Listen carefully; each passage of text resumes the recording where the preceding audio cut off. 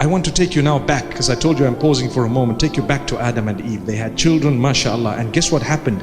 Do you know they gave their children a very good upbringing, as best as they could. But the children became jealous of one another. Be careful of jealousy. Do you know what happens? It will eat you up and destroy you. Don't be jealous. When Allah's given one and not another, be they brothers or friends or anyone else, just acknowledge it. Say Alhamdulillah and move on.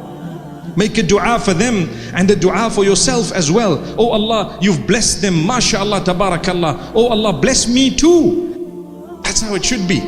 Whether it's your brother or your uncle or whoever else, or a friend or someone you don't even know, pray for them. Don't be jealous. When we get jealous, a hatred gets in the heart. It starts building, just like the devil. The devil was jealous because Allah said, I raised Adam above you. So he became jealous, and you know what he did? He decided, no, I'm going to destroy this fellow. To this day, he continues to try.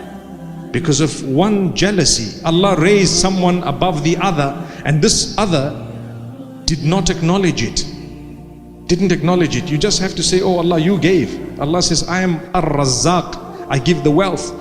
I am the one who distributes. نحن قسمنا بينهم معيشتهم في الحياة الدنيا ورفعنا بعضهم فوق بعض. Allah says, we are the ones who distributed whatever we have in terms of sustenance of this world. We are the ones who decided who's going to be above others, who's going to get more and who's going to get less. All this was from Allah. Don't be jealous. When shaitan was jealous, do you know what he did? He tried his best to destroy.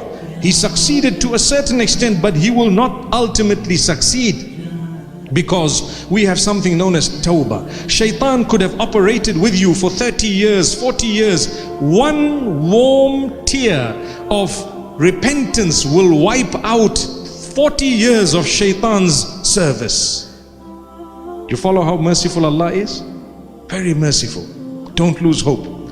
So shaitan comes to Cain. Who is Cain? One of the sons of Adam. In the English language, the name is Cain. In the Arabic language, it's Qabil. Right? And told him, you know, your brother, every time he makes a donation. Now, at that time, there were no poor people to donate to. So there was a different system of giving a donation. Nowadays, you have poor people. So you have to reach out to them. You have aid organizations such as this one here that does a lot of good work across the globe on our behalf, right? We help, we support, we give, we trust them, and they execute it on our behalf. There are poor people we give a charity to, right? At that time there were no poor people. They were the beginning of man. So Allah says, right, when you want to give something, you have to leave it at a certain place. And you know what?